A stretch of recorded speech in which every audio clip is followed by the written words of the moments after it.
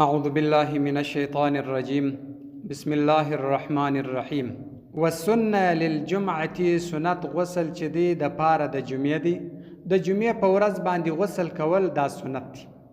والعیدین د اخترانو په ورځ باندې غسل کول دا سنت دی والاحرام د احرام د پاره غسل کول دا سنت دی وعرفتی د عرفات په ورځ باندې غسل کول دا سنت دی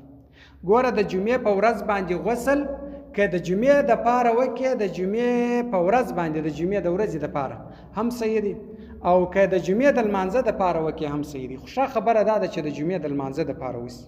والعیدین د اخترانو په ورځ باندې د اختر په ورځ باندې غسل کول سنت دی خو چې د عیدګاه د لمانځه د پاره وسي دا هم ښه خبره ده دا بهتره ده او د احرام د پاره چې کعبې شریف ته تللی یا عمره کوي یا حج کوي که د عمرې د پاره احرام تاړي دلته غسل کول اول د احرام د پاره دا سنت دی یا د حج د پاره چې احرام تړي د مخه غسل کول دا سنت دی وعرفتی او د عرفات په ورځ باندې د عرفات په ورځ باندې عرفات ته چې ځي دغه چا د پاره غسل کول سنت دی دا سنت غسلونه دي ويتوضا اودس په تازه کوي بماء په اوبو سره سماع د اسمان اودس په پچیش تازه کوي کمی اوبه دي وزدي اوبه درته شي ويتوضا اودس په تازه کوي بماء السماء په اوبو سره د اسمان والارض او د مځکه یعنی د باران په اوبو باندې اودس کولای شي او د مځکې په اوبو باندې اودس کولای شي هغه که د څا سره وځي که د چینې سره وځي که د دریاب اوبه وي په دې باندې اودسونه تازه کېدای شي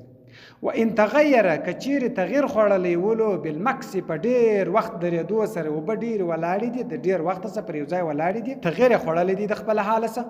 او اختلطه یا ګډ سوی وي په د اوبو سره طاهرون پاک شي یو پاک شی په ګډ سوی وي الا خو بیا نه اذا هغه وخت اخرجه که چیرې استلی وي دا اوبه عن طبیعت د طبیعت ګوره اوبه په یو ډم کې ولاړې دي بس په دې اوبو باندې که ډېرې درېدلې دي هم اودس په صحیح دي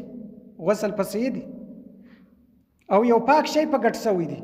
هم غسل په صحیح دی او دس په صحیح دی الا خو بیا نه اذا اخرجه که چیرې ایستلي وي دا اوبه عن طبع د خپل طبیعت څخه الماء د اوبو د اوبو رنګ یې وراړولی دی د اوبو خوند یې وراړولی دی د اوبو بوی یې وراړولی دی اوبه ګسره نه بلل کېږي دا رقم شی جوړ کړي بیا په دې باندې نه دی روان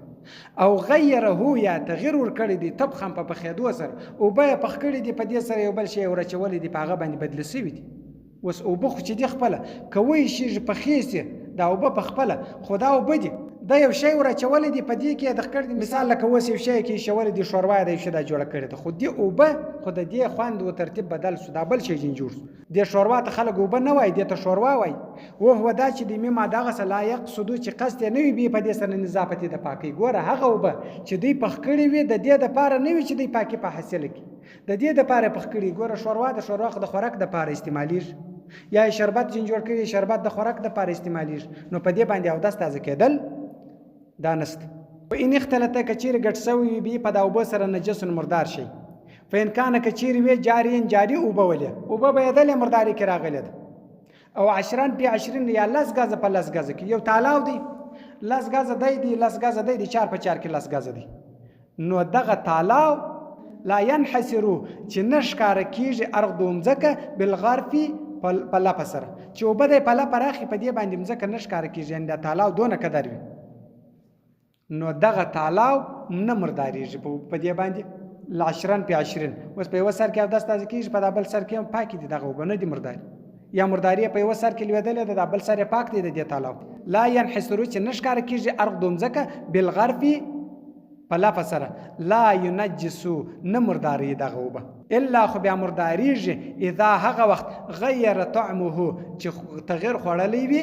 خوند د اوبو د اوبو خوند خراب سوی وي په دغه 10 په 20 یعنی د 10 غازه په 10 غازه په دې تالاب کې ولاړې وي خو د دې خوند بدل سوی او لونه یا رنگ بدل سوی ګور د اوبو رنگ رون دي دا تک توري جوړ سوی دي او ریح یا بوی بدل سوی بوی بد بوی زی په دې باندې بیا په دې باندې اودس په دې باندې غسل بیا نه دی روان ګوره 10 په 20 که څه مرداري ورولویږي خو د 10 غازه په 10 غازه کې د تالاو دی مرداري ولوېدلې ده په د یو سر کې خو د دې تالاو اوبه مرداري نه دي در کومه وخته پورې در هغه وخته پورې چې د دې خوند رنګ بوی دا درې شیان نه بدل شي وان لم یکن که چیرې نه وي دغه اوبه جاری بهیدونکې نه وي یتنجسو بیا مرداریږي دغه اوبه که بهیدونکې نه وي بیا دغه اوبه مردارېږي په دا طرز باندې. او که جاري نه ولې اوبه ولې جاري نه ولې بس مرداري کې پرته وه دا ختمې شوه دا مردارې شوه، یا عشران پې عشرین نه و دا مردارې شوه. دا خبره پر دا ځای باندې خلاصه شوه. صدق الله العلي العظيم وصدق رسوله النبي الأمي الكريم ونحن على ذلك من الشاهدين والشاكرين والحمد لله رب العالمين.